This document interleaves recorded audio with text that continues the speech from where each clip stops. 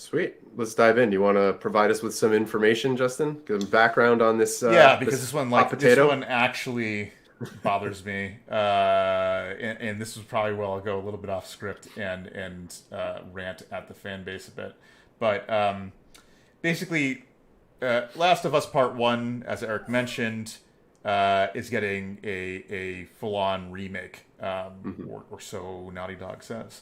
Um, uh, this follows two other releases of the game. The original one on PS3 towards the end of the PS3 lifespan, and then at the very beginning of the PS4, they were able to take a game that was built for non x86 architecture, somehow get it to run on x86 architecture, and do some very light graphic updates. Basically, the most important change between the PS3 version and the PS4 version was a locked frame rate, and I think it bumped it up to 60 frames per second compared to the PS3's like rocky 30 frames per second frame rate. And I think actually no, beyond that it was I think it was a 30 lock 30, but that resolution I think held at like a set resolution. So you get the fidelity of a locked resolution that I think was higher than the PS3's rendering, plus a solid frame rate at that, whereas the PS3 one had both, I think, in flux to some degree. Um, We should state really quickly that we're talking about resolution in game consoles. You won't see this on your side. You'll say like, but my PlayStation is connected at 1080p or 4K. Doesn't that mean the game is running at that? The answer is no. The actual pixels being put up, yes, those are the resolution you're seeing, but behind the scenes, what may be happening is happening, is that the game is being rendered at a specific size internally, somewhere in the memory. The actual pixels being drawn are something like, let's say you're drawing 1080p, 960p. There's a 960 by whatever frame buffer in the memory where everything's being written to, and then that is going to be upscaled to match what your television actually is showing. yeah, So you might have some stretched out information. A lot of the times, the consoles these days have hardware upscalers, so it makes it look consistent and usually really good. But that still means that you're not going to have quite the same fidelity as you would if it was natively done, or even at a higher resolution and then super sampled down to the lower resolution displays. yeah, Uh, and I should also say that that technique wasn't all that common at the beginning of the PS3 Xbox 360 generation, but right. certainly towards the end, it was pretty common for games to run an internal native resolution that was lower than the output resolution. And it's not fixed either. Lots of games will adapt their resolution, what they're drawing to, based on the intensity of the work that they're doing to keep the frame rate relatively high. Especially nowadays. So like Right. that technique has also become more common with the PS5 generation, where it's just like dynamic resolution or dynamic, well, with VRR dynamic Yeah, VR frame rate, especially. but yeah, Yeah. certainly resolution is now like dynamically scalable in games. So Um, when yeah, Justin says a locked resolution, what he's referring to is that like the PS4 could do it. Was it 1080? Was it at true 1080p? it technically could do 4K, but I think realistically it was. Well, for the Last of Us remake or Yeah, remastered, I think I don't remember the exact resolution, and I think Digital Foundry does a good breakdown of exactly what it what was. changes. Yeah. But for the most part, I think the true changes were the resolution, internal resolution on the PS3 was lower than what Yeah. the remastered version for the PS4 was. Plus, the Right. frame rate was more fluctuated. Solid. Yeah, Yeah. The PS3 was less steady. right. And then on the PS4, it locked Yep. and would hold that frame rate consistently. Um, so that's what we got. So, anyways, around 2019, an internal studio for Sony started working on on a remake, which was like from a ground up rebuilding of the whole thing. Because I think the way the remaster was done wasn't actually the most effective way of running the PS3 code on the PS on x86 architecture. And in order to get the sort of like full on remaster, they basically had to rebuild the game on what was the Last of Us 2 engine.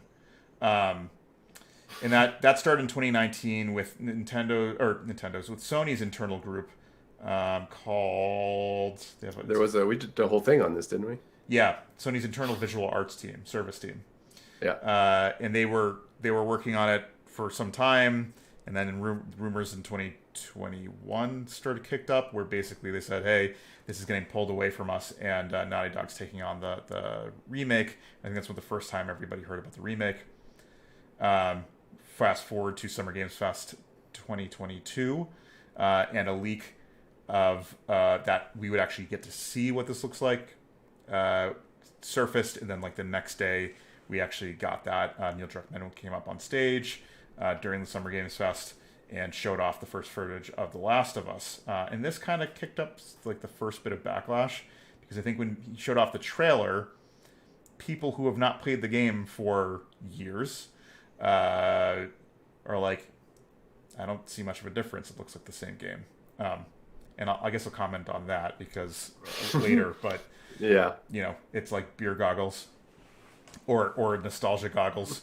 The nostalgia goggles. Yeah. Rose-colored glasses. Yep, looking back on the past. So, Yeah. showed that off. I think people were a bit dismayed, but I think the general assumption was that the remake would undergo like the same sort of updates we've seen during this generation, where games that get some sort of incremental update, usually a porting from PS4 to PS5, would get like a $20, $30 upgrade cost. Or free. Or free. In some cases, yeah. Sony kind of love the charge on charging for it. Like, spend an extra $10 and we'll give you the upgrade resolutions. And that, like, the whole space here that we're talking about has been wildly inconsistent, from any games getting like the PS4 version just getting a resolution spec bump, like uncapping frame rates or uncapping the dynamic renderer to maximize at 4K as often as it can, or something like that, to full-on asset packs adding extra resolution to the textures, adding ray tracing, that sort of thing. And then there's full-on remakes, which are like from the ground up rebuilding. And I don't think people really quite understand the difference between those. I'm not saying that like people don't understand it. I think there's plenty of people that do, but I think the general fan base doesn't quite get the differences between these things, because it's just been so varied, especially in this generation. But the footage sparked backlash.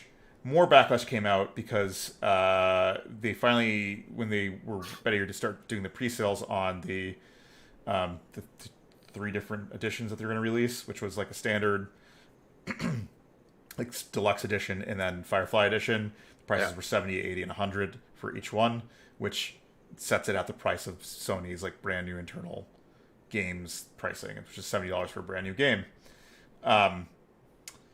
Then we got like this video that's like, I'm going to outline what you're getting for that money. Yeah, for that money. And this was just recently released, which was Neil Druckmann, I think during Comic-Con, was like, here's, beyond the visuals that were changing, here's the like system changes that we're going to get. And he proceeded to outline a couple things. Do you want to go over those, Eric? There's new accessibility modes that are going to bring sort of the game to sort of new audiences who weren't necessarily able to play it before. Accessibility is one of those things that has really started to gain traction and steam to an extent in the last 3 to 5 years. And it's been... Go ahead. I was going to say, it's been accelerating recently. Yeah, and Sony's been actually particularly good about this, trying to add as many accessibility features as first-party titles. And I think this is meeting not just the bar they've set, I think exceeding it to some degree. Yeah. They're adding a new version of enemy and buddies AI, pulled from the latest versions of Naughty Dog games. What that means is like your friend characters who fight alongside you are going to have vastly improved, basically gutted and re-implemented AI. The weapon upgrades system from Last of Us 2 is making its way into Last of Us 1. That was the thing that I personally found a little bit rough from The Last of Us 1, and I'm glad to see that the system from Last of Us Part 2 is making its way in. The game modes are going to be permadeath and speedrun modes are going to join the existing game modes. And in permadeath, it's like when you die, you have to restart the game. Can you survive the zombie apocalypse? Is how, and it's super hard. Yeah.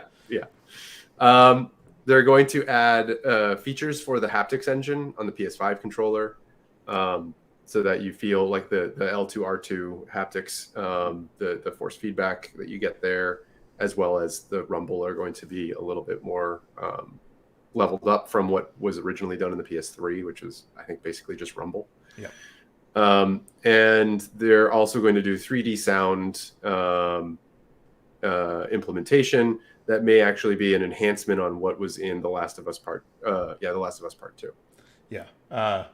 I'll say for Naughty Dog too, like what they've seemed to do is between their major titles, they have like these half titles that tend to exercise new technological developments that they're working on. So in the case of like Uncharted Lost Legacy, it was starting to implement tech that we'd see in Last of Us 2.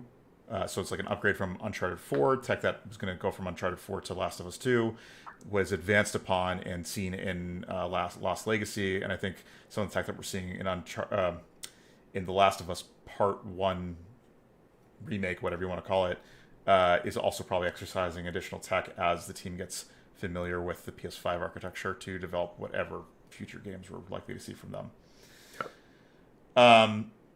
Yeah, and they actually, and the video footage that they showed off during Comic-Con seemed to indicate that there were changes to the battle system. But I think what was specifically called out was that the prone system that was in Last of Us Part 2, which is your ability to lay down on the ground, sneak through grass, that sort of thing, it was not going to be making its way in there, and neither was the melee system that allowed you to dodge any enemy attack, or most enemy attacks, to just like straight up brawl with a zombie or your fellow human cannibals. Yeah, or whatever.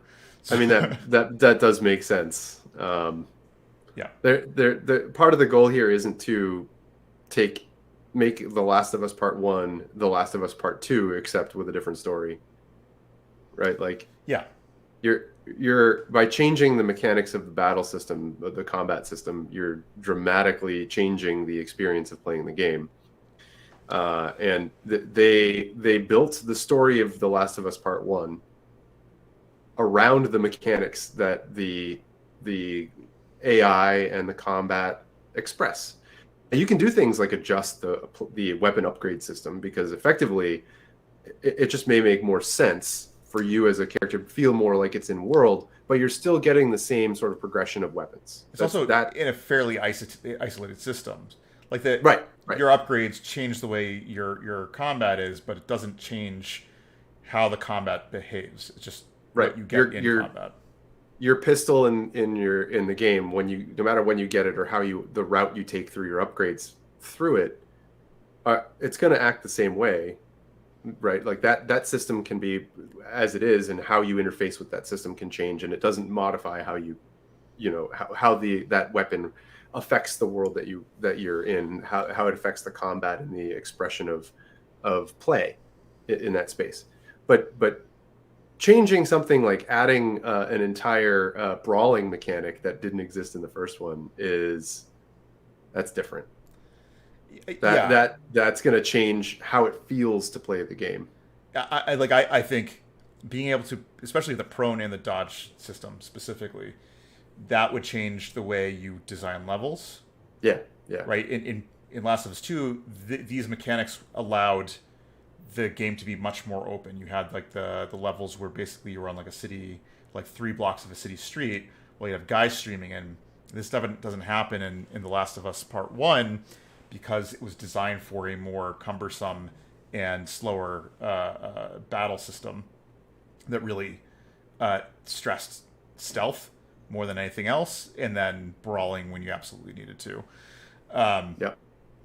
Yeah, so like those sort of changes that you're talking about that are fundamental to the entire game, I think would force a change to level design, enemy placement, and even the way the AI functions with the enemy characters, which right now I'm not sure if we know if the enemy AI has been changed significantly. Just the way that Go ahead. Yeah, I think they haven't mentioned it. I think I recall reading something where they did change something to they adjusted the AI so that you would have um, less people being stupid and running at the person with the shotgun. So Yeah, like the yeah. I mean, enemies like, would work together a little right. bit, but their fundamental moves aren't necessarily going to change. They may just be a little bit more particular about how they run at you or Right. when they move and how they move. The fact that their moves their move sets are unlikely to be changed, but the way the timing at which they express those are, it sounds as though they are being tweaked to be a little more realistic and fit with a lot of the upgrades that they're making visually, right? Like if they're putting in all of these visuals to make the game look lush and next gen properly in the Right. same space as, if not more so than The Last of Us Part Two, um, and they still have sort of some moments of derpiness with characters like Yeah. running out into the field and be like, what, like Yeah. Yeah. that just sort of is a disconnect. You can get away with that a lot if you have sort of cartoony graphics or it's like abstracted graphics, but the more realistic it gets, the more you're like, how did that person survive the zombie apocalypse to get to this stage? Yeah. Like, I mean, and it I don't breaks know if the people remember Last of Us 1 that well, but yeah, right. while playing it, it was immersion breaking when you were Yes. literally stealthing your way through a packed building full of whatever, clickers or people, and you have Ellie behind you, like right in front of an enemy, and then like kind of like skedaddling, and like it doesn't change the way the AI behaves because Ellie's AI was so bad that if they had, say, her alert the guards, like she would be an awful. You wouldn't like her very much as a teammate, which would probably break the bond that you're supposed to sort of feel between the two characters. Um, and it is immersion breaking because you're just like Yeah. clearly she would have been seen, but not anymore. And The I the guess clicker willfully ignores. yeah, yeah, right. It will. I don't see you right there. I Oh, mean, did you more so bump me? like the Don't humans. worry. At least the clickers are blind, but like the Yeah, humans just being like with their flashlights and just like there's Ellie right in front of the flashlight, and then he like scurries away and like we didn't see anything here. It feels like you're I playing like a dumb game of like flashlight tag. right. And in my recollection, and this again, this could be apocryphal memory, right? But in my recollection, there were moments where Ellie would be stuck turning around and like looking around, standing up, and a clicker would be coming around a wall and sort of bump into her and walk by her. And it's like, okay, well, they just literally touched, Yeah, but it doesn't matter because the game is not going to punish you for something that the poor AI did, right? right. So like, but that is, again, that does break some of the immersion. Even back then, with the graphics back then, it sort of broke the immersion. They were working really, really hard to get you immersed, and they succeeded way better in that in The Last of Us Part Two. And this is them trying to bring that successful immersiveness back to The Last of Us Part One, and it requires overhauling a lot of stuff. Yeah. So I guess the question, because I think there's a couple things going on with this game. One, there Mm-hmm. seems to be a general distaste towards Naughty Dog, and I'm not sure if this comes from like Xbox players that want to hate on everything Sony does, and then capturing like people who are uh, I don't know, edge lords type that want to crap on Naughty Dog for making games that have like representation in it. Yeah, yeah. And oh it, and maybe I won't do any spoilers, but there's some spoiler material in the second game that I think really angered people, and like Oh yeah, uh, multiple things. and so I feel like Naughty Dog can't do well in those people's eyes because it would be problematic for what it is that they believe.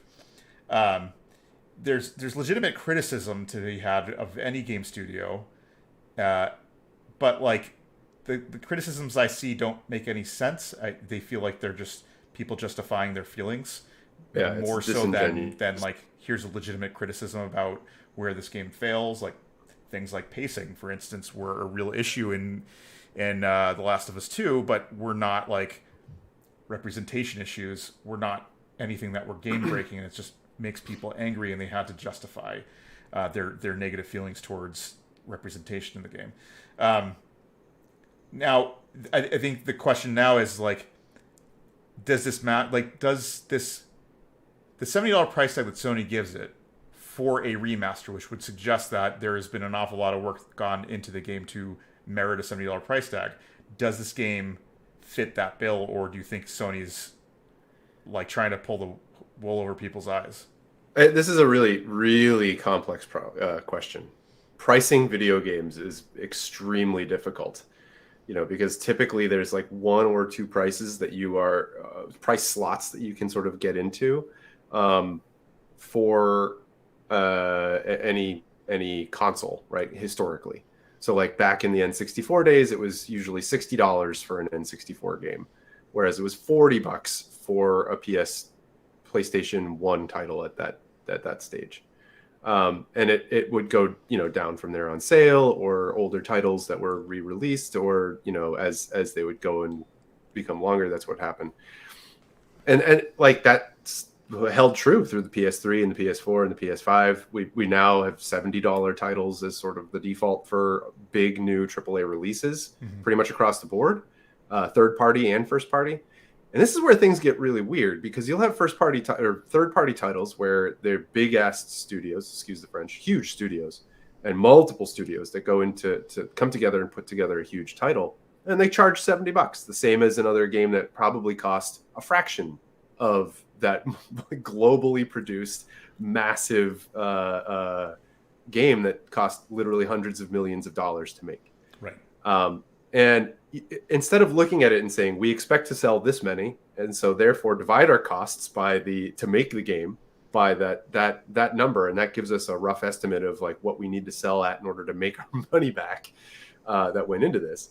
It's looking at it and saying, well, what is the pricing tier that we're going to go at, and hope we can sell enough, right, to recoup our costs. Can we get enough people to buy it at this price that it justifies us to say, give Naughty Dog and this internal studio, whatever it is, $50 million, $100 million in funding to go ahead and spend 4 years producing a remake.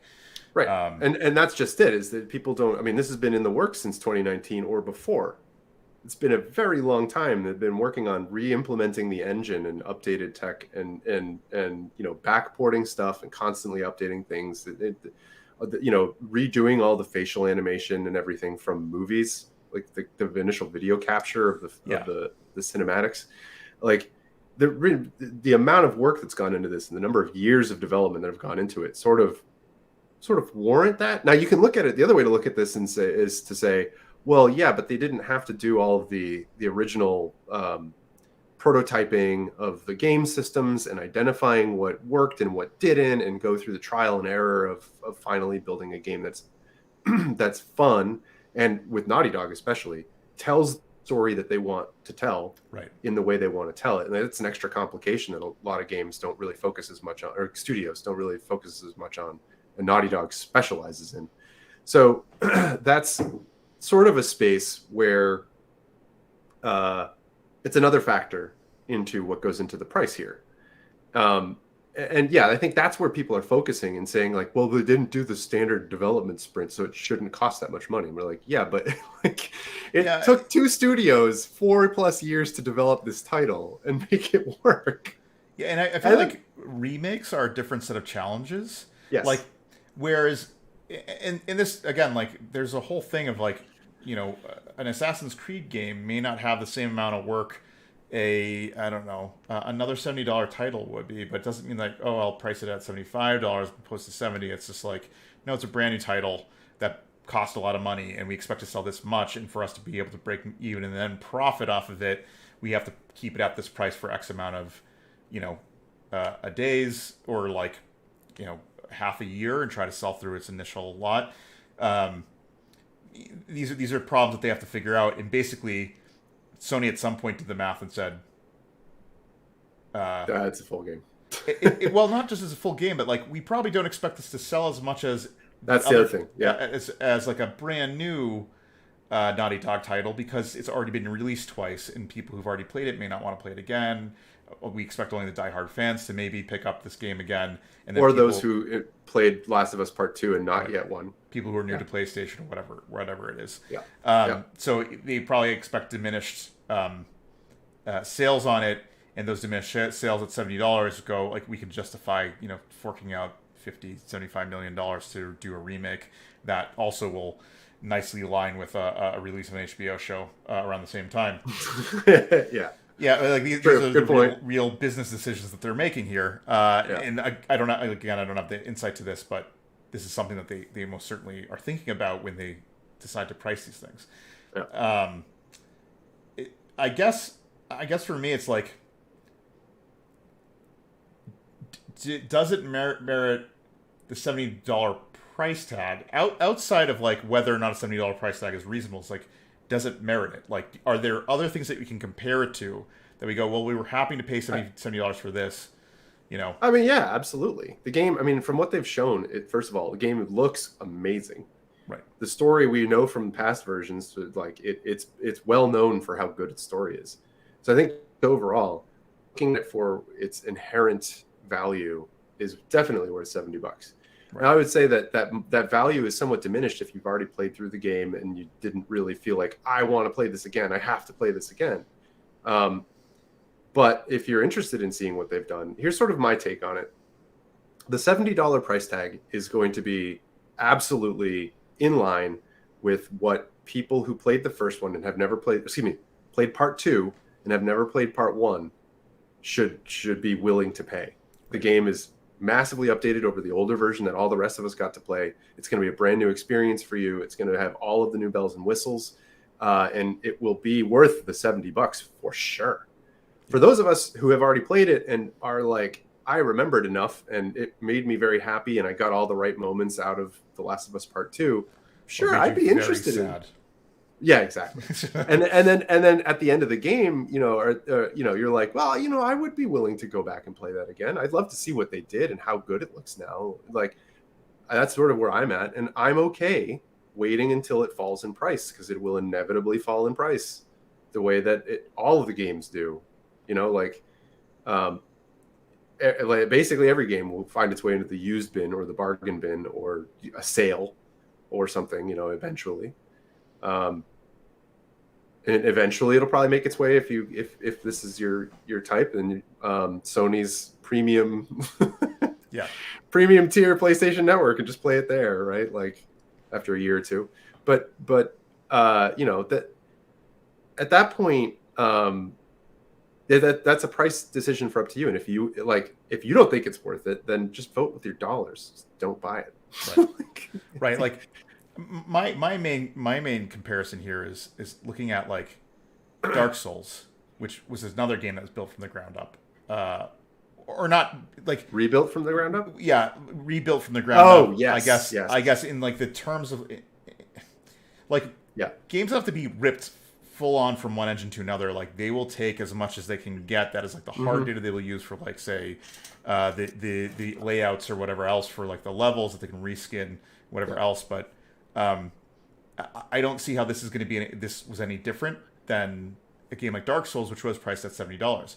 There was a greater span of time from the time we saw Dark Souls, released on the PlayStation 3, and when we got like a full-on remake versus. It's not by that much though. Like a couple of years, maybe. Yeah, I feel like a couple of years, but the difference with The Last of Us is there was the remaster that we got in the between things. Oh, that's true. That's a good point. That I think is causing people to go, well, we just got one.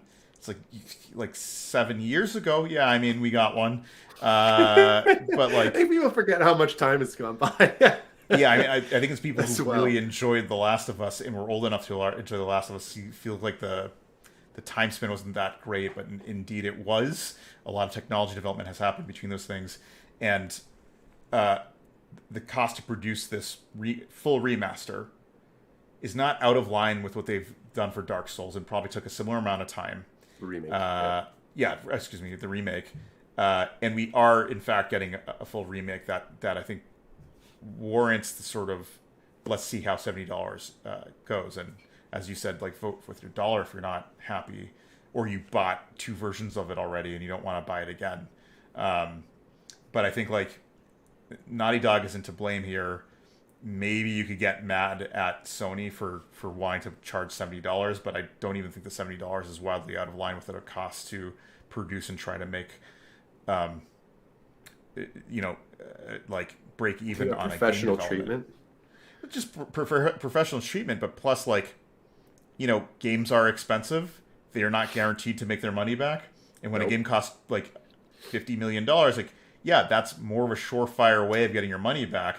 But when they do like Horizon Forbidden West, and that costs $200 million to make, and they only sell like 1.5 million copies or whatever it is they've sold, like I don't know if they've made their money back yet. Like they may not have Yeah. split even. They're banking on the holiday season to really get their sales up enough that they start going into profitable territory. Like I don't really know what the current where we're currently at with like Horizon Forbidden West, but these are the things that Sony looks at when they price a title, and the sort of gamble that Sony makes when they go like, okay, we're going to greenlight $50-75 million for a production like a full-on remake, and at $70, we're going to see where we end up like breaking even, if we break even. Yep. And where exactly the profit point is on that, which I don't know where the profit point is on that, but I think it's just something people like wildly underestimate, and maybe it's just like the crankiest, most vocal group in there that don't have legitimate criticisms towards these companies, but they're certainly the ones that are loudest on like Reddit and all these other places. Like if you don't like it, don't buy it or wait for it to drop in price. Yeah. But like the whole thing's like, oh, they didn't make a real remake. It's just like, or the $70 isn't a real remake. I'm curious what people were expecting. Like, I feel like I would personally, if they're like, oh, we want full new acting and new voices and whatever, like, but why? Yeah. Right? If they're able to upgrade all that stuff to like modern technology, why would you want to have what was already an amazing performance across the board be redone? It's not like we're talking about Shenmue back in the day, or where like V1 or those, heaven forbid, something like Blue Stinger. The Yeah, it was a great game. Throwing shade at the Dreamcast launch titles. Yeah. Well, Shenmue wasn't a launch title, but anyway, we've come a long way. The point is, we've come a long way with voice acting, with just acting, and the ability to do capture and mocap. Yeah, from that era on. So that would sort of make sense, sure. And if you get the original actors, even better.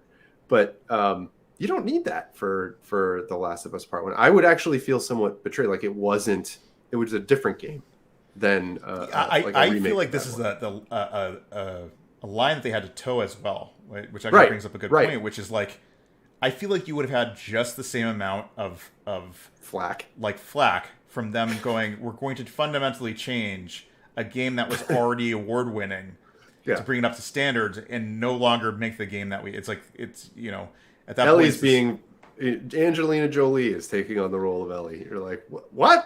But yeah, right. Well, or just like saying like, hey, we're gonna change the entire game mechanics, so it's not really the game that everybody that too won awards. Yeah. Like you can't enjoy that. You have to enjoy it in like the ugly mode that it was. Which, I mean, to be fair, isn't even that ugly of a game. No. Although controversial opinion, the old Ellie model was not a good. She looked like a potato.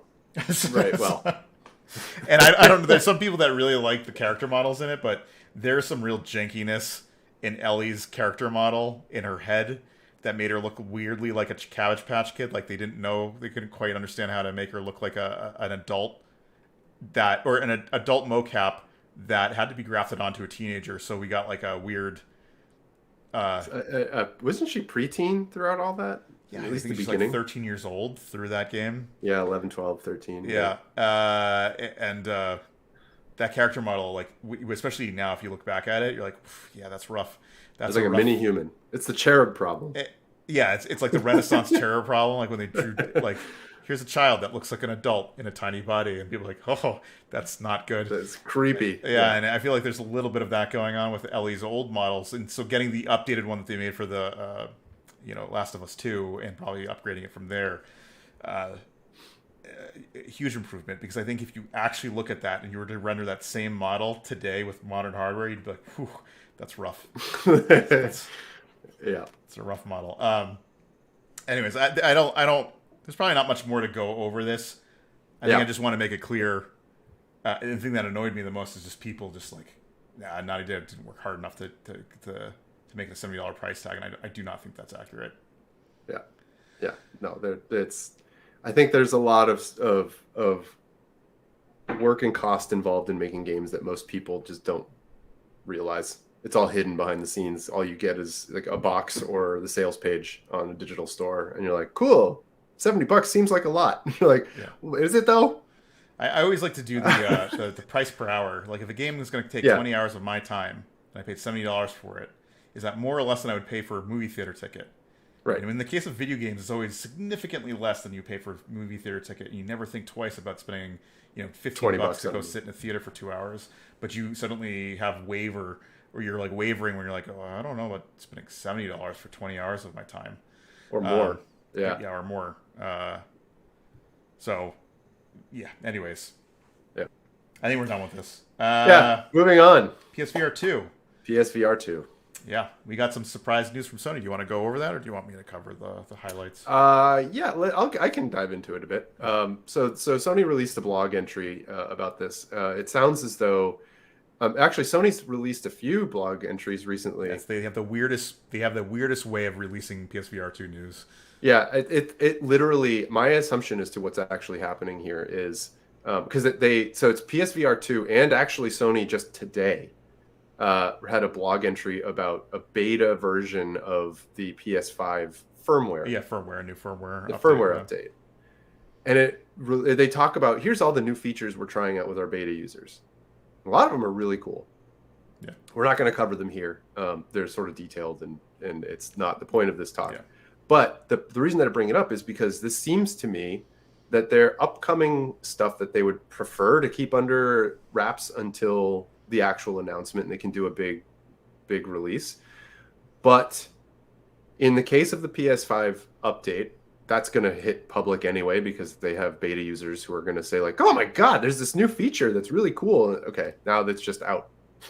And they didn't control the release of it. Cool. Yeah. And the same thing could happen with the VR2 thing here, because part of the reason I think that they're doing this is that they announced that developers will be gaining access to the new features that they announced in this blog within the next week or two. So this is a way for them to control the release of this information, even though they'd probably prefer to keep it under wraps. These days, leaks are just constant. Yeah. They can't keep everything under wraps. I'm sure there are certain things that they are, even if they force people to sign NDAs to get PSVR2 hardware. NDAs don't really hold water. Right. They hold water in the sense that there's legal ramifications for it, but doesn't prevent people from actually leaking. Right. Like someone could take a picture and then it goes, of a screen of something happening, and tracking that back to the exact location and account of where that happened can be virtually impossible. Yeah. So, at that point they're like, look, we have some pretty big new features. Let's just announce them. So that gives you some background as to why we think that Sony would be making these weird phantom data drops. Or just like, here's a blog post with more details that seem to be more relevant that you'd expect from like a press event and getting in a blog post. Yeah. Hey, so here's some cool new features we've added. So let's talk about those cool new features. Mm-hmm. One of the first cool new feature, actually, I'll just list them off and then we'll sort of go through them a bit. First of all, we have see-through view for the headset. There's a broadcast yourself feature. Customizable play areas, which we'll dig into all these things. VR mode, which is sort of an interesting statement about a VR headset, or it's like cinema mode, I think is what it's called, like cinematic. Well, there's VR mode and cinematic. And cinematic mode or whatever. Yeah. Oh yeah. Sorry, you're right. That was the next thing. There's two modes now for how to configure the headset, and it changes how it operates. There's VR mode and there's cinematic mode. Okay, so those are the main topics. Justin, what is see-through view? Yeah, it's basically a common. Well, it's a bit of a common feature at this point with modern VR headsets. I think a lot of VR headsets went from tracking themselves in space by using sensors in a room that would look at where the helmet is and determine where it is, to now with the more common way that we see on Quest VR the Oculus Quest 2 is having embedded cameras on the helmet itself, and that allowing it to do its sensing of where you are in the space. I think it's cheaper than having like separate pieces of hardware. On But stands in the corners. yeah, Of the room. exactly. I think what was it called? HTC Vive, I believe, had that. The Vive had it. Valve's Yep. collaboration. Yep. Yeah. So now that we have embedded cameras on the helmet itself, Facebook realized, hey, you can turn on those cameras and let them see where they are in space and try to reconstitute what it would actually look like to be looking through the helmet using these series of cameras that are mounted on the helmet. So PlayStation VR2 is adding this feature to their set of tools that you have as a user and as a developer. So basically what it allows you to do is press a button on the helmet, turns on your front camera, overtakes the whole sensor view or the whole visor view that you normally have, and allows you to look around the room without removing the device headset from your head, which is useful because it allows you to it takes some time to properly seat the helmet, get comfortable with it, have headphones in your ears, whatever else, and then suddenly you're like, oh, where the hell did I put my controller? It's like, you turn it on, and it makes it a lot easier to do that sort of thing. Not exactly a new feature because we've seen it in Quest VR or the Oculus Quest 2, but it's nice to see that they are learning from their competitors. Yep. And so how about I guess I'll do broadcast yourself. Yeah. That is, if you have the PS5's HD camera attached to your console, you will gain access to the broadcast yourself mode, which uses the camera to take video of you when you're doing shares, streaming to different platforms with the share functionality in the PS5, possibly recording as well. You can go into broadcast yourself mode, and what that'll do is it'll take the view of you moving and your movements and allow people to see that. We see that already with a lot of the VR stuff that people record and stream on, say, Twitch, where you'll have like a small view of what the person is doing in the corner of the screen while you're seeing their view take up most of the rest of the screen. So you can see how their moves are mapping to the space. Yeah, and see the reaction of the person that you have come to enjoy watching. Right. If they're like, "Wow," and they throw their arms up, you'll get that view. So this is sort of Sony's way to say, like, well, we have another camera, just use that, and you can record that just as easily. We don't know any details about whether it's going to be smart about masking you and like overlaying you, or how it's going to composite the two different views together. But time will tell. I think the novelty in it, though, is that however it figures that out, it allows you to, without using editing controls, it allows you on the PlayStation to get the sort of thing that you see on other streamers' high-end rigs on the PlayStation 5 without even using special hardware or special controls. It's, hey, you can set it up, and I can be able to broadcast myself overlaid on my gameplay and broadcast it out to my fan base via streaming. So I think it's more than anything else, like streaming accessibility. It gives you technical solutions that have not been present on the PlayStation for people who want to stream themselves playing. Makes it so that VR streaming is more viable on the PlayStation 5 without using any special hardware outside of it. Yep. How about customized play areas? Yeah, this is again another something that's taken from the Quest 2. But yeah, it's with using the camera and the see-through mode. You basically can put on the camera on your head. You can look through it now with the camera view being mapped into your visual space, and then with the helmet and the wands actually to do small modifications to the actual play area. You can specifically map where you're supposed to be able to go in your volumetric space in real life, and then the helmet, while you're in the middle of play, once you've set up these sort of boundaries, will intelligently sense when you're getting too close to these boundary areas and will send alerts to your helmet in your visual space to be like, hey, you are swinging your hands very close to your TV. You may not want to do that. Yeah, or at least the boundary that you've indicated is the wall for your TV or whatever. Right, exactly. Yeah, if you've ever seen any of the like AR mapping features for phones that they have these days, where you can take a phone and it shows you like a grid of dots on the ground, and you swipe over it, and it builds up the AR view, the phone's view of the world, and it maps it to a 3D space. That's exactly the idea of what it's doing here, except that it's placing you in that space directly. And then it's also aware of how your hands are because they're theoretically holding the controllers. It knows where they are, how they're oriented in space with sensors. And relative to the helmet, which I think is your master location base, or the things tracking where your location is. Right. And then as you go out, it'll sort of give you feedback that says, hey, you are about to go outside of this. Now, there are other, as Justin said, there are other headsets VR systems that have done this. I think the first one I saw, personally was 2016, 2017 at a GDC. Someone was showing me a game, and the first step was to, make sure, like, actually I got too close to a wall as I was moving around the space, and it came up with this little view that overlaid the actual game and was like, wall coming. Yeah. So there's this sort of a thing that VR solutions have to solve for, so you don't punch your screen or trip over things. Yeah, right, exactly. Walk straight into a coffee table. As there are some really funny videos, of course, on meme sharing sites where people do that, and they ruin big screen televisions that way. Yeah, but yeah, I think what's interesting about this is it shows the PSVR2 is staying up to date with what we're beginning to expect from modern VR headsets. Second of which is this isn't specific to the PSVR2, but the way PSVR2 handles this is that it gets accurate controller information, different than the PSVR1 did, which was you had a stereoscopic camera in front of you and light sensors on your controller, and the camera would track where your hands were relative to where the camera is.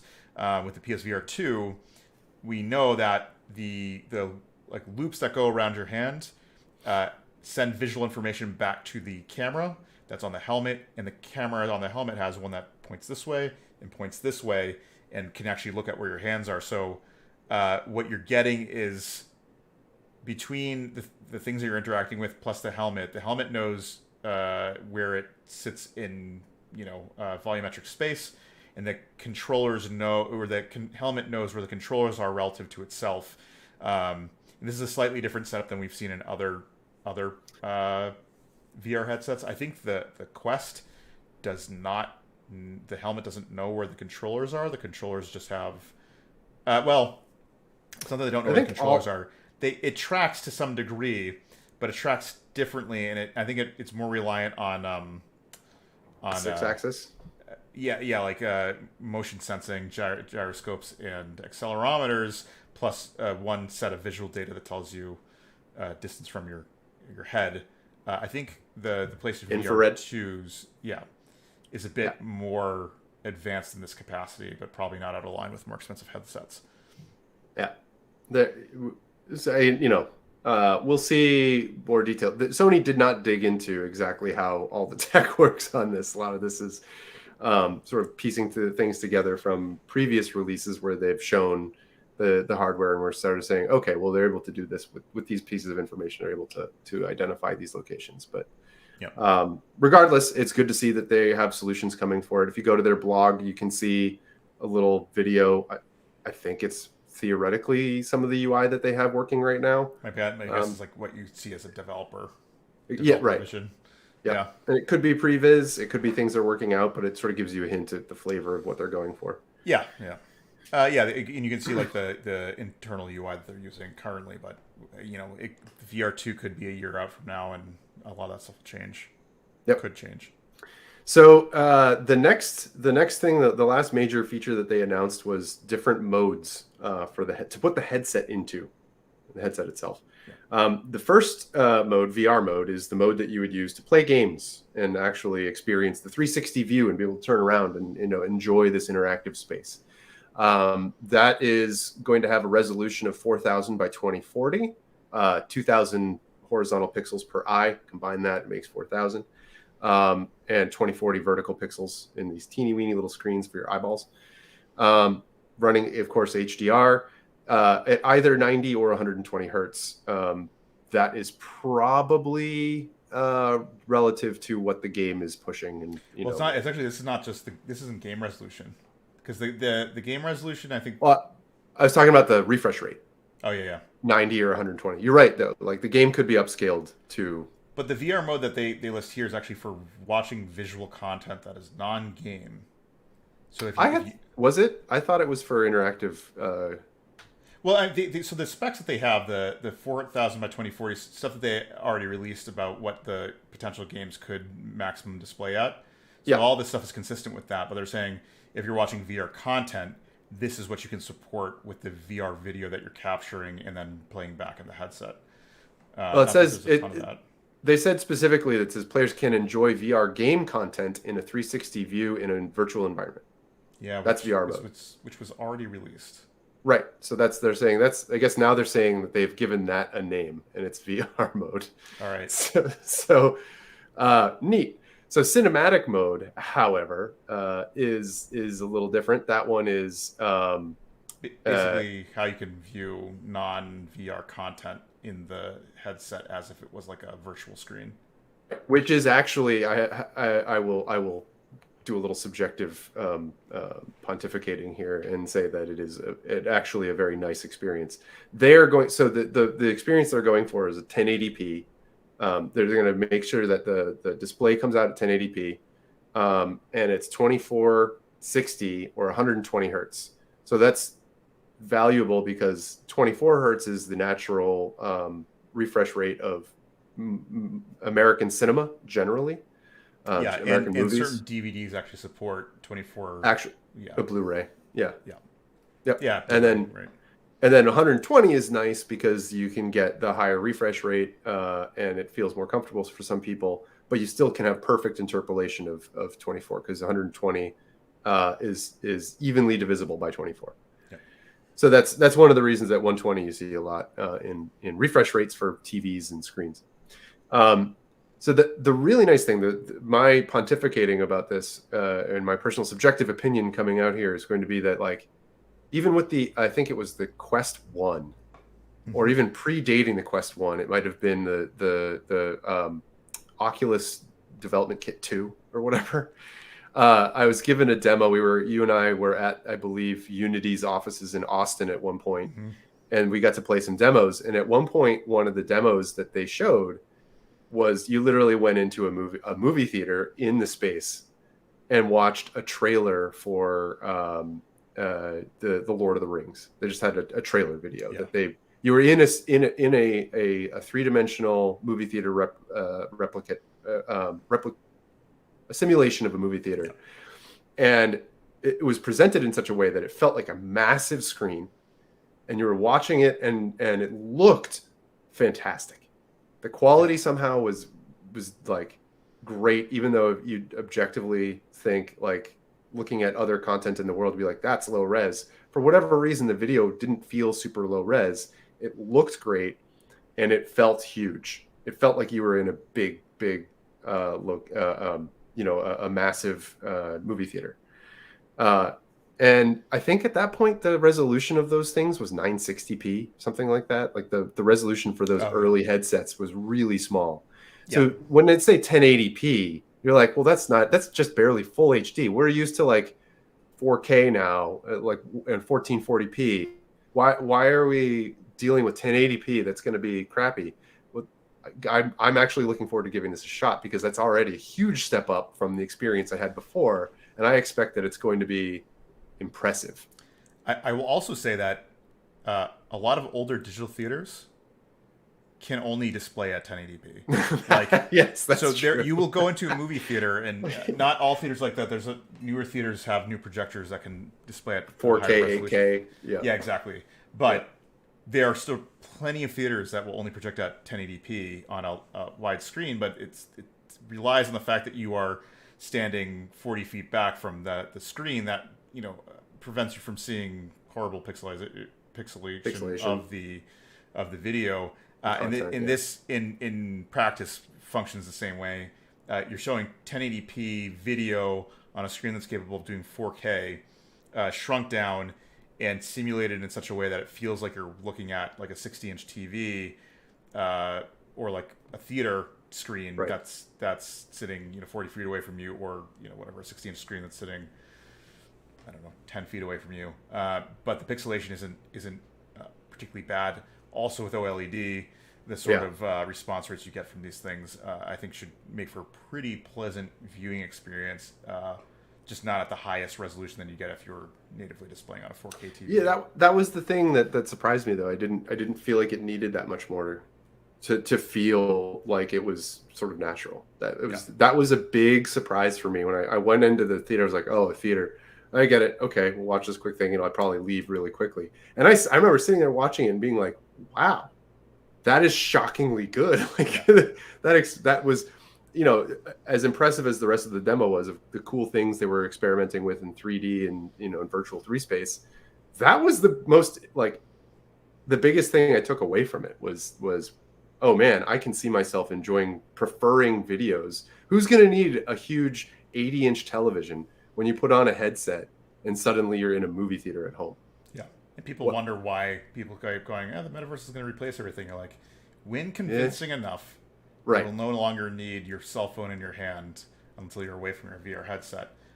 And it's going to replace all those things because if the viewing experience and whatnot can feel good enough, you won't necessarily need a TV. Right. If you can replicate a decent viewing experience. I just want to be able to go, like, say like there's a Netflix app at some point and you walk into a virtual theater and sit down, that I want to be able to watch something that I don't like, stand up and walk away from it. So I want to be able to simulate that experience and be like, this is not worth my time.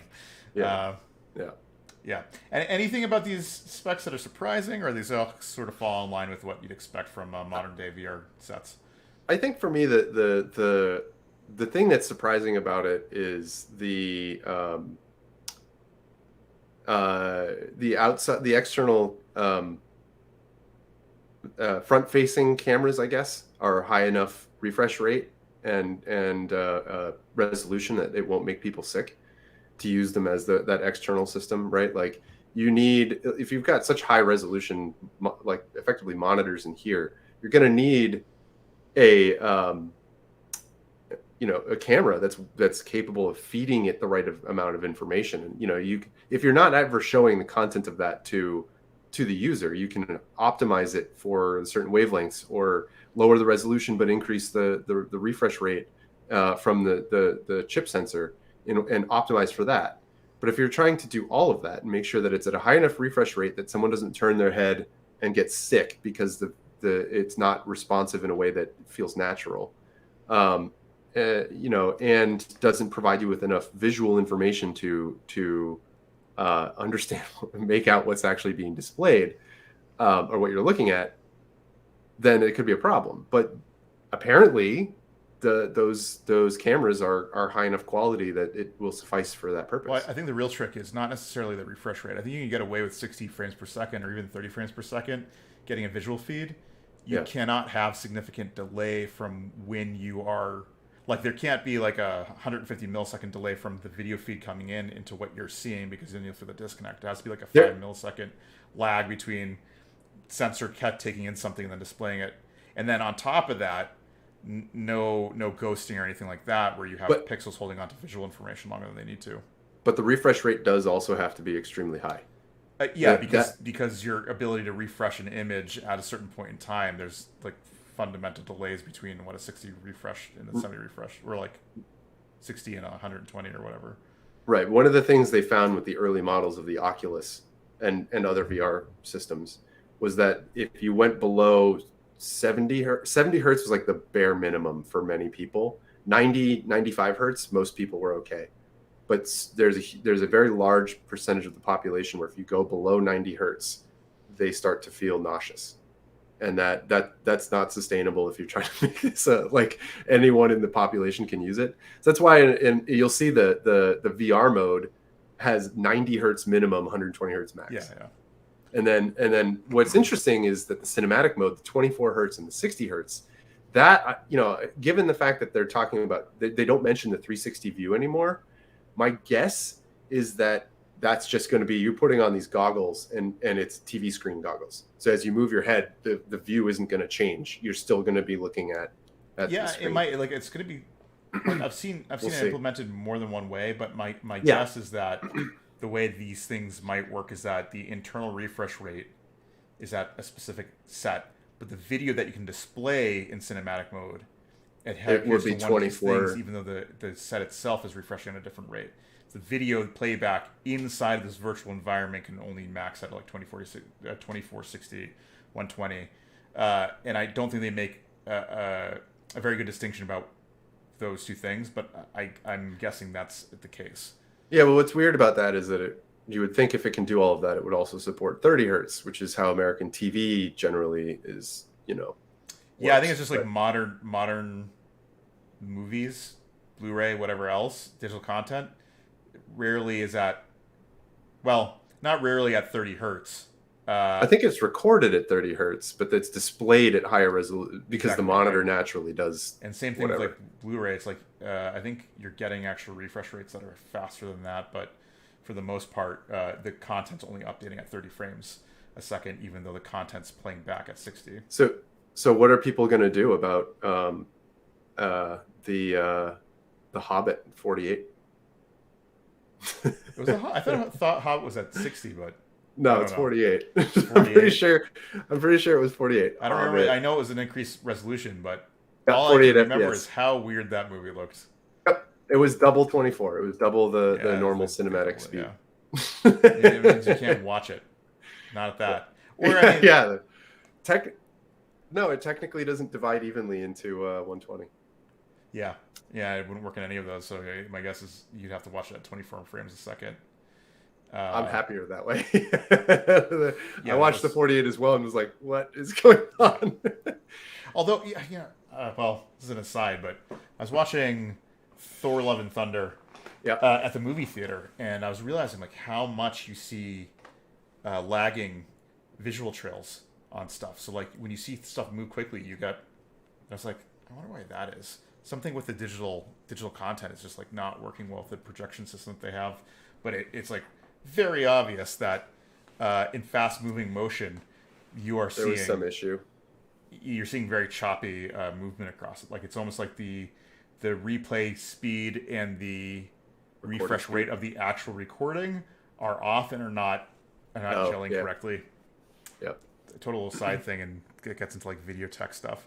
Right, but I mean, we got there through a natural way from how these modes may or may not work. Like this is where we're sort of extrapolating on numbers that literally Sony just threw into a blog post without context. Yeah, I mean, what you can only read from that is when you want to play video content back or things that are non-VR, these are the supported refresh rates, which clearly are represent what you can see in video. So it's standard DVD content 2460 120 or game content that has to run at a minimum 120 or 60 frames a second on a virtual screen.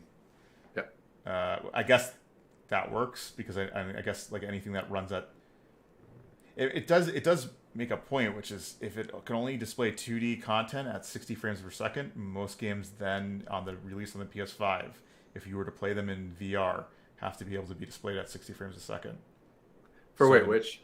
Oh, you're talking about if you're in playing games in cinematic mode?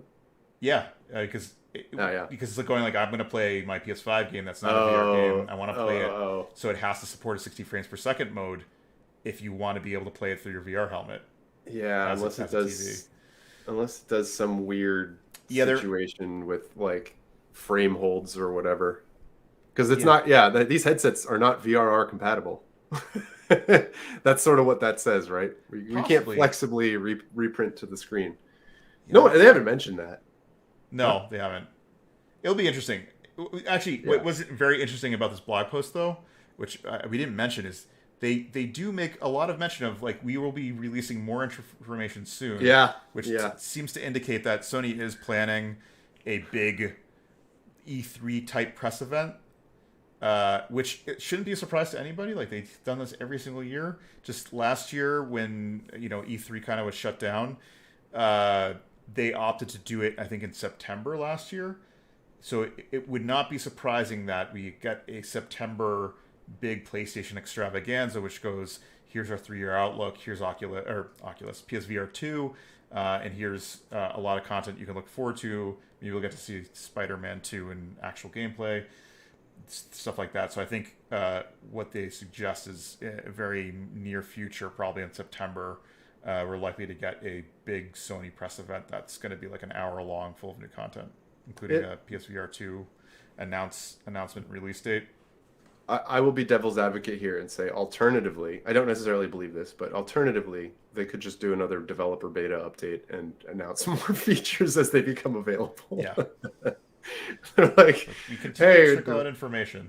Yeah, developers, new features coming. Also, because it's going to make it out there anyway. Hey, everybody, here's some new stuff that's coming for PSVR2. All right, want to go over our last bit of news? Yep, more on the VR front. Yeah, actually, this one's kind of interesting because this covers Meta. Yeah. Meta and their kind of response. Nay, Facebook. Yes. Do you want to? I don't know. Do you want to? Did you summarize the last one? I don't remember. I summarized the last one. All right, fine. I'll do it. All right. So, pieces of news. There's actually 3 pieces of news that came out from Facebook this week, or Meta. Yeah. The 3 main headlines were: Meta posted its first profit loss in a quarter ever. But there's actually more to dig in there. So Meta as a company posted a $2.8 billion or $2.4 billion loss across all divisions, half of which actually came from its Reality Labs. And then the other side of this was that either serendipity or very much related to it was the Quest 2. They announced this relatively the same time that both models of it, the 128 gigabyte version and the 256 gigabyte version, would get $100 price bumps, which is peculiar because you usually don't see that trend in devices, especially in its like hardware. Yeah, in hardware in its 4th year of of release. Second year. I think it may be just beginning its 3rd year. Yeah, I was gonna say, I think it's actually coming up on its 3rd, right? Yeah, it was released in October 13th, 2020. Yeah. So yeah, it's almost coming up on its. It's about a year. What would be August? Yeah, it's 2 3/4 years old now. Yeah, or so. So yeah, we're coming up on its 3rd year birthday, I guess. It's getting a price bump, which is usually the time at which you would expect to see a price drop, like $50 off now. and they went the opposite direction, which is a little telling, a little strange. I think we could probably hypothesize as to why that is. The third bit of news was that Meta also made a bid to acquire, I forgot the name of the company, but it's a health tracking and health app for the Oculus Quest. I don't remember the name of the company or the app that they have. Yeah. But the FTC is blocking it right now. It's not saying that they're canceling the deal or preventing the deal from happening, but they're investigating it further for non-monopolization of health apps. The ones we'll focus on is the profit loss from Facebook as a whole, and then the second part to that is the price hike in the Oculus Quest 2. So some financial data if you guys are into this sort of thing. Facebook as a whole, Meta really, because they don't go by Facebook anymore, besides their product, posted $2.8 billion operating loss for the first quarter, for this quarter ending in June 30th.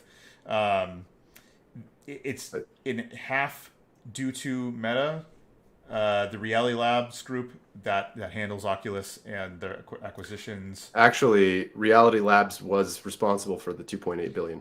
2.4 billion loss total was their operating loss, or their 2.4 billion was their operating loss the same period in 2021. Oh no, excuse me, it was 2.8, but they posted a $400 billion profit.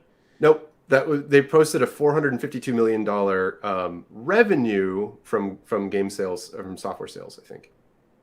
So like it gets a little bit weird because you're talking about profit and loss versus revenue. Mm-hmm. and it was like 450. I'm looking at the sort of release that we sourced. Yeah, so Reality Labs brought in $452 for the quarter, which was up a year ago. They did 305. Yeah. So they're increasing the money they're bringing in. Cool.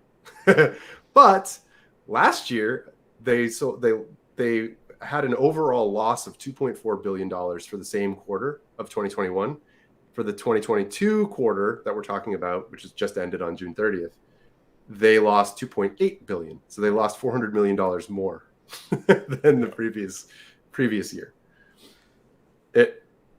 It's we do get some comments, by the way. Oh boy. When a company is going to suffer a loss, they look all around for all possible sources of loss that might be upcoming, and then dump then all into the same report, right? Well, yeah, and they can selectively report what they want as well. There's a lot of finagle room people have, but usually if you're going to post a loss, you try to post as big of a loss as possible for financial purposes. This isn't a we're going to post a loss because it looks bad and our stock's going to tank. This is we're going to post a loss because that's a freaking beautiful tax write-off on future profits. Like, it does mark a turning point, though, because it's not just that's true. Because Meta as a whole has reported this loss. Like, this is what they've lost as a company, which is weird for Facebook, because usually their Facebook group or their Instagram group or whatever else they've invested in carry the load, and this is the first time they're reporting a loss as a group. So that means that even though their spend is increasing on their Meta Reality Labs group, they're not making up for it in their social media and presence there.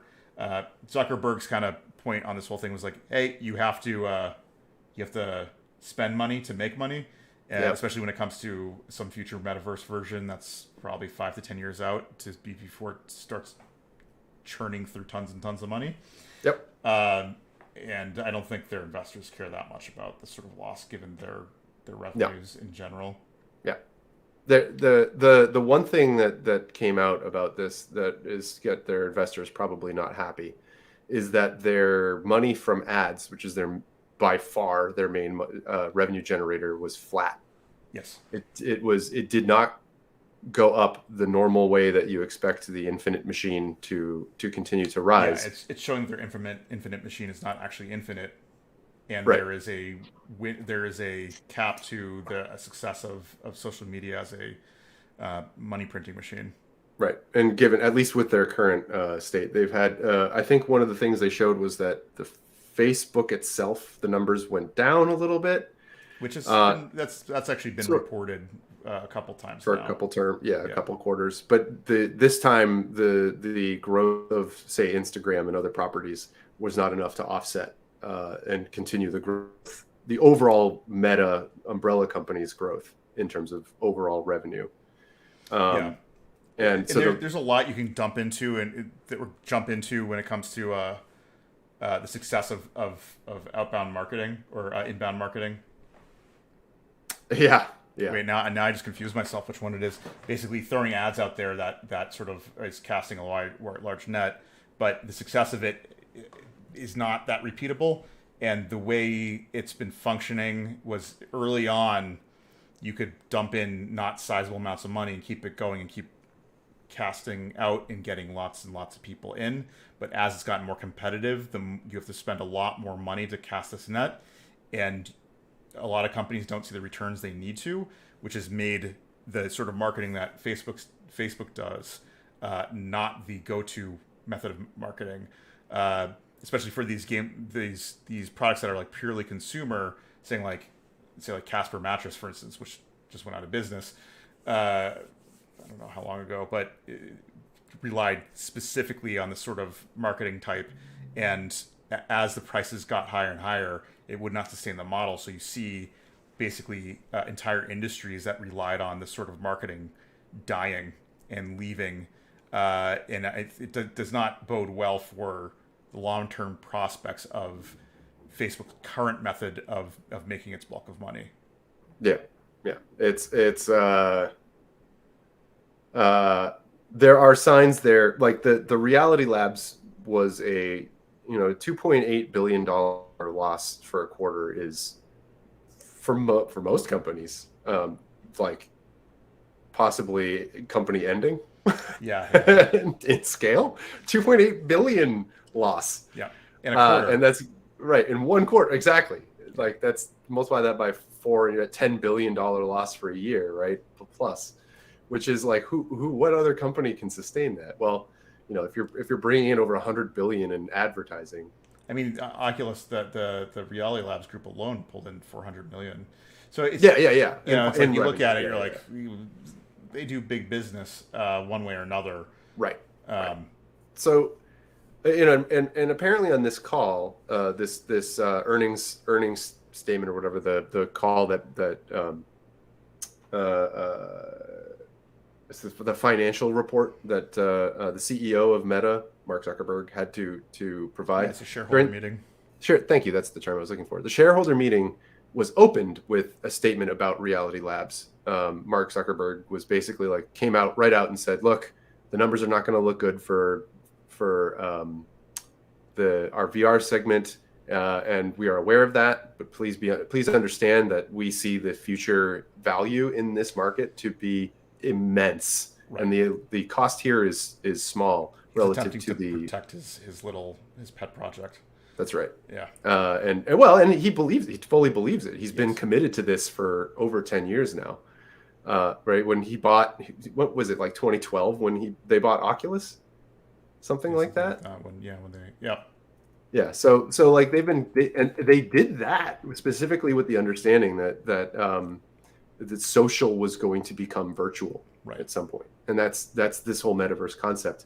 And then earlier this year, when they changed their name to Meta, that's when they dove in. They're like, finally, we're gonna make this, more clearly our company's stated goal. Yeah.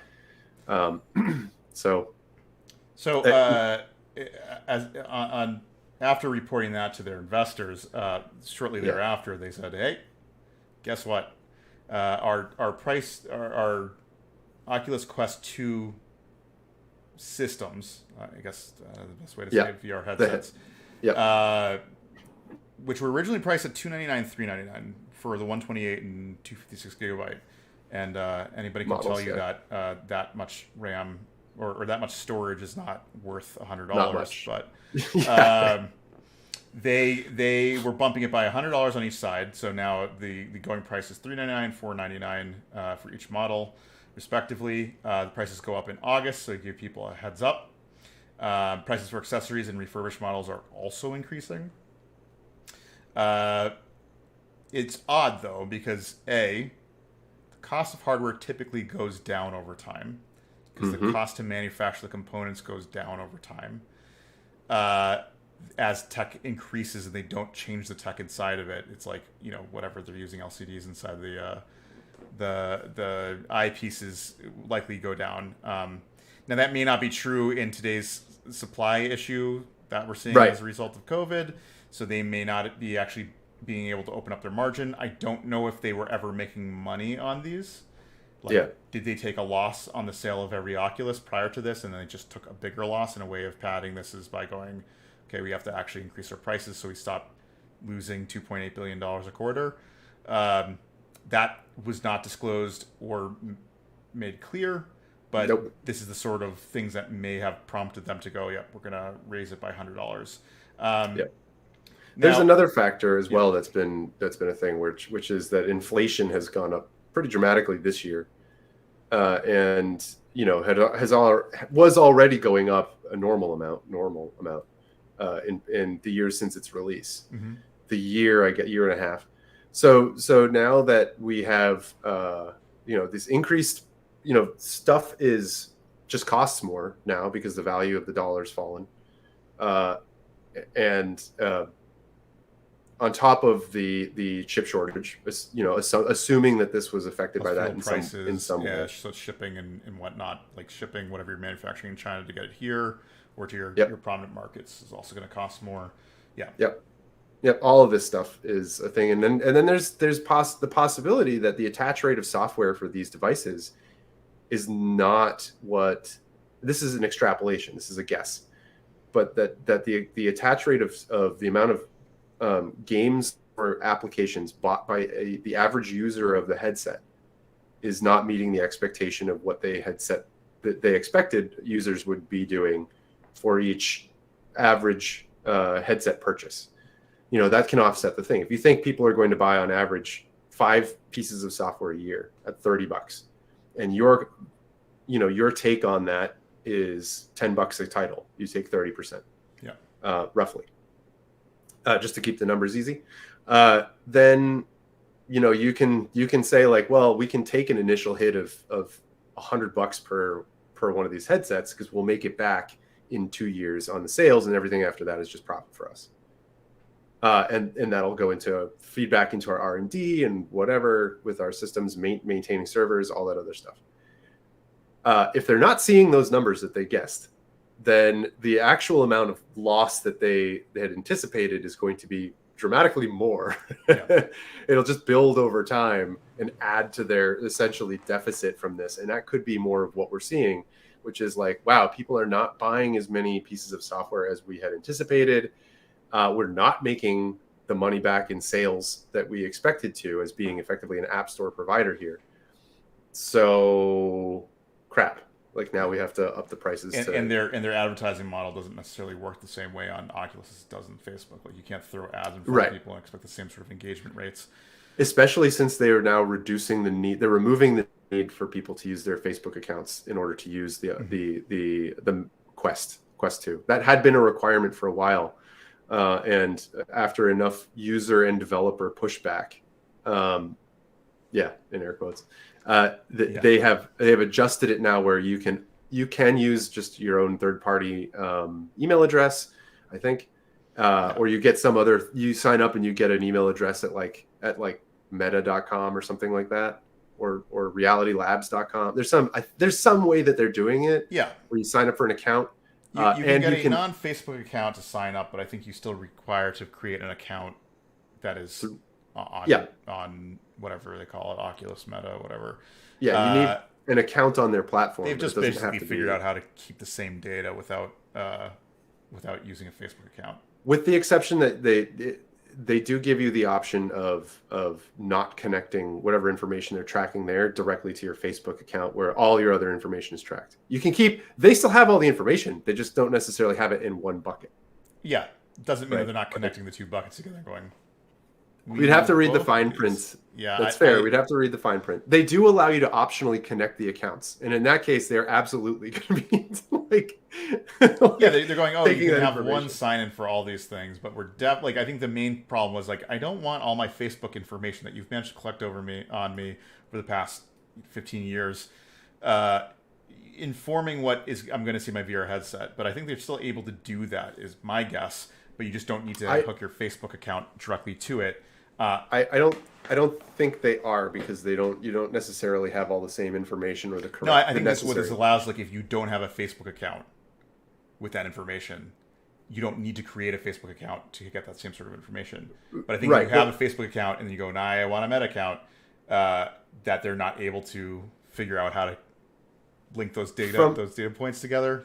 From what I read, that seemed to be the indication, is that they're like, we're going to keep all the data separate unless you specifically opt in and connect your Facebook account. But you can still keep the data separate. But when you say like use the data, like when you utilize the data and send stuff back to them, say like advertising, like for them to go, oh, this is not a Facebook person that we have an account for. Saying it's a Facebook person you have an account for is one thing. If I have a Facebook account and I sign up with my name, Eric Robinson, one of the most generic possible names out there, and I use a different email address to sign in from what I did my initial one, what are they going to do? I'd be curious to see what they require for you in the Meta account, because if they do anything like cell phone number, there's also you can just look at their terms of use and their privacy policy and all that stuff when you sign up for an account. My understanding, having read their announcement about that, was that they were actually going to keep it separate unless you specifically said later, I want to connect my Facebook account. And even then, it wouldn't be the same as you're signing in with your Facebook account. It would be you're still using that extra system. It's just that it would suddenly connect all the information. We'll see. We'll see how Facebook, the most above board company, is going to handle. Yeah, that's true. That's a fair point. Yeah. Anyways, the most transparent, above board. Yeah. Another interesting data point is there's been a report of a Project Cambria that is supposedly yes their next model that I think is like sort of a pro not model. confirmed but confirmed. Like I think it's confirmed they're working on something else. Not confirmed that's the project name or anything else. But latest rumors suggest it comes in at a $799 price tag, which is significantly higher than the other two, the Quest 2. Yeah. So given all that information, what do you think Meta's reasoning for increasing the prices? And do you think this is good for their VR platform as a whole? It's really tough. Again, this is the question is, do I think? So this is my opinion here. Yes, opinion. I personally think that this is related to two aspects. One of them is that, well, basically that they're looking at their potential audience right now and saying this isn't going to be, $200, $300, $400 price tag is general consumer for that type of electronics. And I think what they may be seeing is that the people who are buying it are not general consumers. They're more people that are into that sort of premium product. So they are able to stomach that. They sell them at Costco. So they're definitely trying to sell to a broad community. There's a Gen Z attach rate that I think you were probably underselling to some degree. It's possible, yeah. Totally possible. I've not seen any sales numbers on that or heard before that they have a good, like, it's popular amongst Gen Zers. I've seen it once because a friend of mine, and this is back in this was the Quest 1, because this would have been 2019 before the Quest 2 was even out. So I saw a Quest 1 once, and that's sort of it. It's not been a thing that's popular in the circles that I run in the news articles that I read. You hear about it. People develop using our technology for those platforms for sure, but we don't. Neither of us have actually used one before, as far as I'm aware. I have. Okay, cool. What's that? So don't speak for me. I said as far as I'm aware. I didn't know that. Now I do. But yeah, so the I think that's a part of it, and I think also this is probably just a way for them to stop hemorrhaging as much money as they had been. And my guess is that it's the trifecta of the timing just sucks right now, because you have the 2 points of sucking timing is inflation and chip shortage over the past however long, and who knows how that's affecting the very specific parts that go into VR headsets. And then the third piece of this trifecta was what I was describing before, where I would not be surprised if they are not selling as many games or applications as they had anticipated, that the usage, people are maybe buying the headsets, but like the Wii, are not necessarily using it to buy third-party titles so much. Oh, that's another actual thing. The price is going up $100, but everyone who buys it gets Beat Saber, which is their own game, so it's no right. No they bought the company that makes Beat Saber. Yeah. And there's two other data points that are probably worth mentioning, which are given that their Reality Labs are driving their largest loss, even though their social is not able to continue to create profit out of nothing. This may be a method for Zuckerberg to protect his pet project and make sure it doesn't go under the scrutiny of the board members, which may be able to pull funding from something that he's putting all of his eggs in. So yeah, there's that, which is okay. We'll increase the price.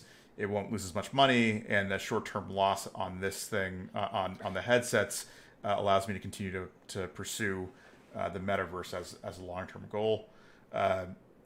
So it's counterintuitive that they're raising the prices now on an old product that's been on the market for a couple of years.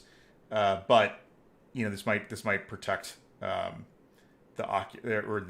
continuing work of the Reality Labs group. Additionally, if their new headset is going to be produced and they don't want to produce it at a loss, it will have an increased price tag to it. And I have a feeling that this also helps deal with the sticker shock, basically. It's like, as your prices go up and you kind of generally bring prices up in line, you don't have the backlash like, wait a second. It's like the PS2, PS3, PS4, PS2 priced at like, what was $200? PS2? PS2 was $300. $300 when it came out. Yep. PS3, 500, and people were like, don't you do this? Five and six, right? Yeah. And then the real version was $600. Let's be real. That's the one that had the PS2 backwards compatibility in hardware. It had Wi-Fi built in. It had everything. The Wi-Fi built in, the 60 versus 30 gigabyte hard drive. I think they both 20. were able to 60 versus 20, I believe. Okay, 60 versus 20. And I think they were both back compatible, but I could be wrong. I thought that one of them did it in software and one had full hardware emulation. I don't remember, honestly. I know there's another model that came out that did software, and then eventually they dropped it entirely. But the point is they went 600 sticker shock people had a backlash. PS4, I think, was $400, $399. 400. Yep, when it came out. PS Pro was, I think, also maintained that, or $399. I think it was because by then the PS had dropped had dropped a little bit, price. Or it was $450 or something like that. And now we have the PS5 that debuts at the price in which or is it $400 if you're the disc only, or $450? They have $400 and $500 price digital tag for digital and non-digital, or digital and disc edition. Sticker shock is a bit, now we're okay spending $500 to the point where they can't stock them on shelves. I actually, one thing I would suggest that in line with what you're suggesting here, where you're creating a step, a stepping stone for you're getting people used to a certain tier of pricing, is that if they are releasing the $799, $800 thing, if before that was literally double the price of the Quest 2, you're like, why would I buy? I can get two headsets for the price of one. Like, that doesn't make any. But if we go up by $100, now it changes it a little bit. It's sort of like Apple's approach, right? Yeah. And Apple does the whole thing where they're like, it goes up by 128 gigabytes with every $100 you throw at your phone or iPad or whatever. Yeah. So, or a gigabyte or whatever it is nowadays. But they have those pricing tiers where you're like, hardware wise, I don't think adding 128 gigabytes warrants $100, but like, it's a very clear price step and very easy for me to think through. So that could literally be. Yeah, I think that's the added benefit of it. It's like whatever they decide to release the next version of the Quest at, and they want it to be mainstream or semi-mainstream palatable, it's like $800 may not be what they release it at. Maybe it's closer to $600, but $600 is far more feasible as a request for you to jump into that tier when you're going from 400 to 600 versus like, 200 to that 600 minimum price tag. That may be an added benefit of it. I guess the question I have is like, do you think this bodes well for the PSVR2? Like, I imagine hardware wise, they're going to be similar.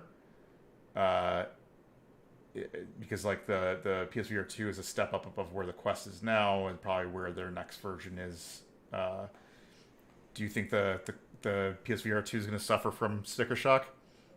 I do. I think people are going to be. I honestly, given the hardware in there, I can't imagine the PSVR2 coming out to high density OLED. Yeah, in your eyes. It seems like they're going for a super premium experience from everything. Not like they're striking a balance between super premium, like what you find on like $1,000 headsets that are out on the market. That's fair. Yeah, and what the Quest 2 is. It's like somewhere in between those two tiers. Yeah, I think they're, but even still, unless they're taking a loss with their first hardware stuff. Like, I mean, even still, like $600-700 price tag, I wouldn't be surprised at. And I feel like that would probably be a little bit low, given the tech of what they're talking about in there, unless there's something I'm not aware of about how far tech has advanced and cheapened over the No, I mean last the only two thing or I three think that years. there's like a significant difference in between is that Facebook is not a hardware manufacturing company. They've tried, and the closest they succeeded at was buying a company that was fairly green. Sony may be able to cut costs where Facebook may not be able to figure out how to, given Sony's 100-year history of manufacturing. And established supply chains Yep, suppliers and that they all that work other with, stuff. Yeah, the deals they're able to make, the sort of demand that they're able to get. It's like, yeah, we can work with our manufacturing lines because we will promise that we're going to manufacture PS5s with them, and those are going to be in the millions of units where the VR headsets may not be. Uh, like I still only think that like the VR or the Quest 2 is double what the PSVR did in sales in quantity, but only puts it like around like 30 million units sold, which compare that to like the PlayStation 4, that's like 120 million units. You know, like yeah. they can leverage the fact that they manufacture with some of these suppliers or some of these manufacturers assembly lines to get better rates because they have more than one line of hardware that they can manufacture with them. Yeah, yeah. That's the only price saving that I think they'd be able to get. Plus, I think they Well, manufacture the OLEDs in their in the headset itself, so they may also be able is to. Sony an OLED producer? I thought it was mostly LG and like one other small company I that think do it's Sony OLEDs. and Sony and Sharp, Sony and another L, manufacturer. LG does for L- sure. LG manufactures panels, and then Sony and another manufacturer of panels, but I don't remember who the other one is. Samsung maybe, I don't know. There's two main suppliers of it. LG's one of them, and Sony's the other, but they're in partnerships with another company. So I just did a quick search and it says the next thing to know is that all major manufacturers that sell OLED displays source the technology from one company, LG. That's Yeah, right. LG makes the OLED displays for Sony and Vizio, as well as LG branded OLED TVs. I wonder if Now that that may is just specific to their the television to unit. televisions. Yeah, Yeah, it's possible. I don't know if Sony today Sony Sony's been produces. pioneering OLED since before LG was, because they had like the first OLED TV that was like that 24-inch TV that came out, over 10 years ago. Plus the super small high density OLEDs that they developed for their cameras is what are going into the headsets. So either it's they are I working wouldn't. in to create methods that LG takes up. Yeah, I wouldn't be surprised if the cameras and the lenses and everything that are in the headset are Sony Not made. just the cameras, the OLED itself. The high density OLEDs are what Sony developed for their cameras, the mirrorless cameras, Well, to they be may able have done to it. accurately present it, and they're using that same tech for the OLEDs and the eyepieces because it's at a high density rate. It's a density rate that Yeah, is not common with anything besides these specialized usage.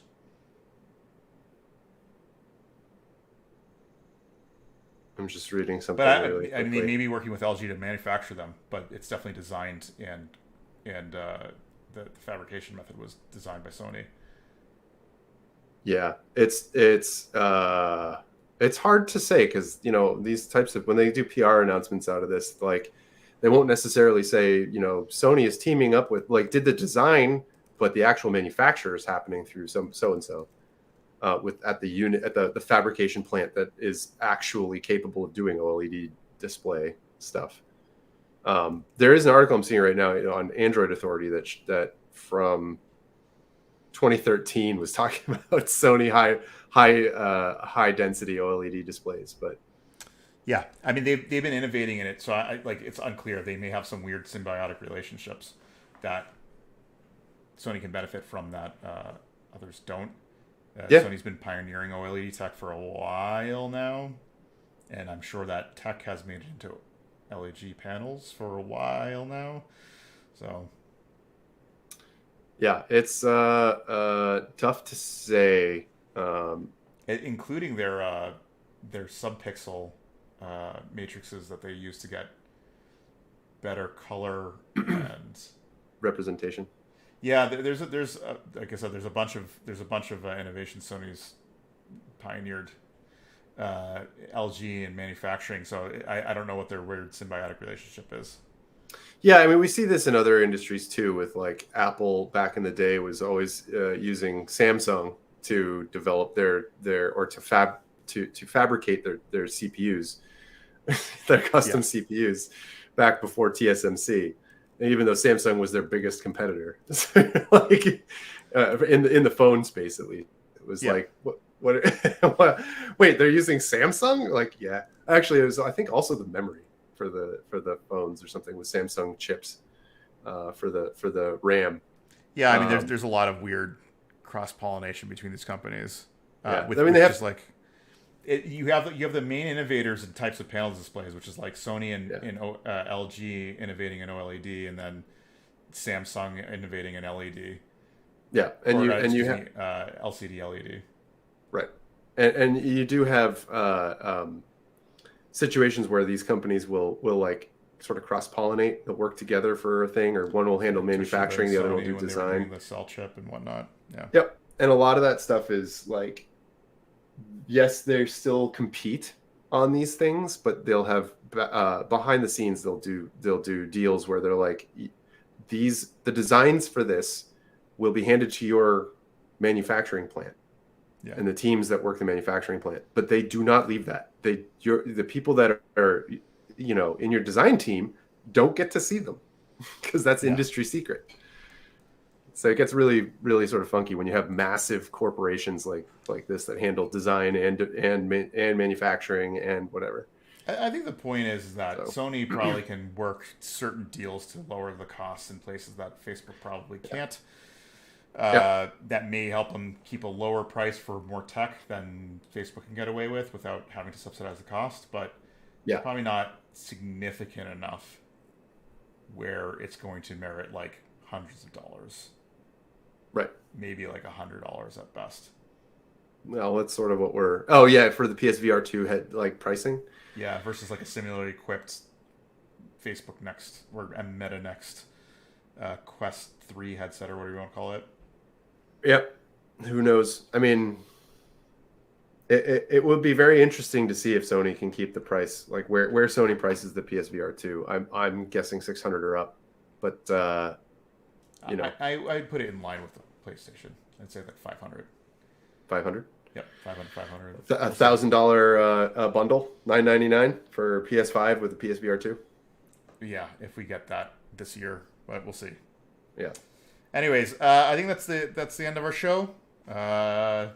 Thanks everybody for tuning in and yeah, listening to us ramble for hours. Uh, good times. if you like this content, please like and subscribe to what we're doing. It does help us. And catch us every Thursday at 6 p.m. Eastern Time on Facebook or on YouTube and Twitch, where you can catch it live. Thanks, everybody. Have a good night.